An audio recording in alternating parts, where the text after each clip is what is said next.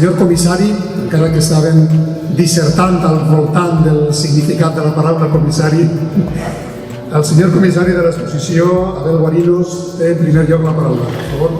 He tingut el plaer d'haver acompanyat a Manuel Boix durant els 2 anys que ha estat treballant per a aquest encàrrec, per a aquest oferiment de la Universitat de València. Este viatge, que li hem titulat el viatge del temps, en realitat en són 2, és a dir, pel mateix bitllet, pel mateix passatge, podeu fer-ne com a mínim 2.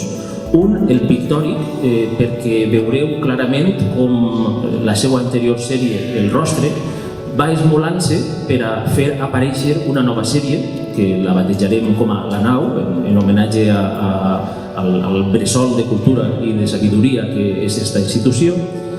I el segon viatge és el particular que té Manuel Boix en tant que aprecia cadascuna de les coses que tenen un punt de sabidoria.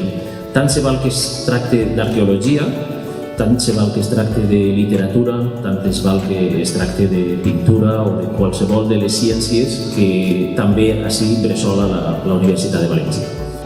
Jo penso que la pintura és una idea, un fet que cada un que la interpreta i voldria que l'interpretàreu aproximadament en la mateixa direcció que a mi m'agradaria, que és la solidaritat i la solidaritat.